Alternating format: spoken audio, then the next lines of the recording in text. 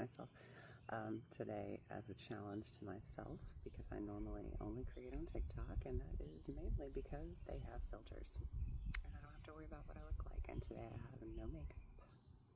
I haven't washed my hair in like 4 days. Did not shower yet today, and have been in grandma mode. So this is me, and this is what I look like. And no, this is not an age filter. This is what I look like.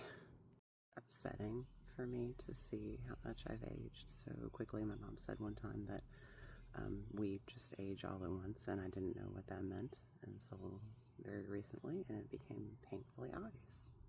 I think hormonal changes are difficult for everyone, women, men alike, but I think if you are neurodivergent and the way you inhabit your body is a little different than everybody else, those changes can be even more traumatic. I know not all of us are hypersensitive to the way we inhabit our bodies and our presentations, but I am. So being in this tunnel of perimenopause and barreling towards cronehood, old age, whatever, and watching my body change so drastically, my face, my shape, my size, the weight gain, everything has just changed so drastically in 2 years, and it's so disturbing for somebody who recognizes patterns.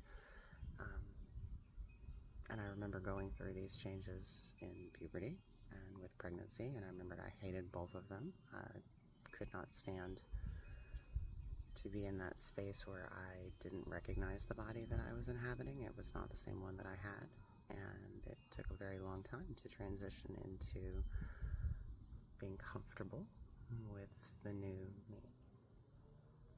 And as you can see from this video, I'm really not comfortable with the new me, because I really am having a very hard time seeing the actual me on video, seeing myself looking like this, and without a filter, and with my glasses and my wrinkles and the gray thinning hair and all the other wonderful changes that have happened so dramatically and drastically in the past couple of years. But this is me now. So this is also an experiment for me to get used to myself and learn to appreciate the new skin suit. And I do think a lot of it has to do with the fact that, like a lot of women my age and older, I was taught to believe that my value does come from my appearance, and that I wouldn't be listened to if I wasn't attractive.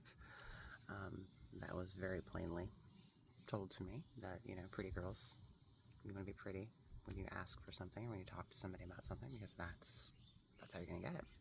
Be pretty. And I never really felt like I was pretty, but now I don't know who this chick is. I did a junk journal collage, and I'll show a clip of it, but it was kind of exploring that transition and embracing a different narrative about menopause and perimenopause and cronehood, and how it's more of a coming into wisdom for women. And I think it is, in a way, and I think it's different, like I said, for neurodivergent people, certainly. And for me, in my particular case, I'm the oldest person in my family, so that kind of, I think, edged me into cronehood even without the maybe physical qualification of it. I'm a mom, I'm a grandma, I've lived through the other phases. I did the maiden, I did the mother, and now here comes the crone. Is that such a bad thing? I don't know. I don't think so. I'm learning to embrace it. I'm learning to understand that these physical changes are my rites of passage, and that not everybody gets to this phase in their life. My mom died at 63 a couple of years ago. My dad was only 48. Most of my family hasn't lived past their 60s, so this is not midlife for me. Based on genetics, this is probably my golden years. So I need to learn to enjoy it.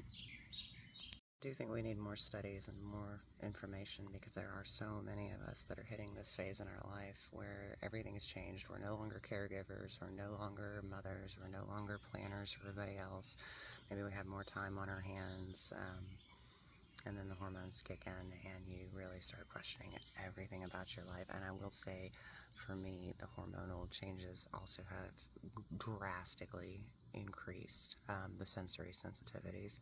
Like, I've always had them, but now it's just, and I heard somebody compare it to being in a tunnel, and I have to say I cannot agree more with that assessment, that it is like a tunnel, because it's like your window of tolerance for the world kind of gets smaller. And I've heard that from a lot of women too. When they reach a certain age and that hormonal shift happens, it's like you really just want to withdraw. And part of it is, do you feel like your value in society is now questioned? And then part of it is just, you're trying to find a new identity because you had identified with a partner or a, mother relationship, child relationship, whatever, and all those relationships have changed drastically or gone away. And now who are you? So if you've made it this far in the video, I appreciate you hanging out, joining me for this incredibly raw vlog style video. They won't all be like this, I promise, but this was kind of an experiment for me to see if I would do it and post it, which still remains to be seen. But if you enjoyed this talk, if you resonated with any of this, I would greatly appreciate you, of course, liking the video, subscribing, comment if you'd like. I know I'm not the only person that's going through this, and I know I'm not the only autistic person who's going through this right now, and I just don't think there's enough of us out here talking about it. So this won't be my only video on these changes affecting me, but this was definitely a first for me. My name is Heather. I'm a late diagnosed autistic and ADHD woman. I am 46 years old and was recently diagnosed. I'm also going through perimenopause, and this is a brief vlog entry about that, I guess, and you are welcome to subscribe if you find any of this helpful. I really appreciate it.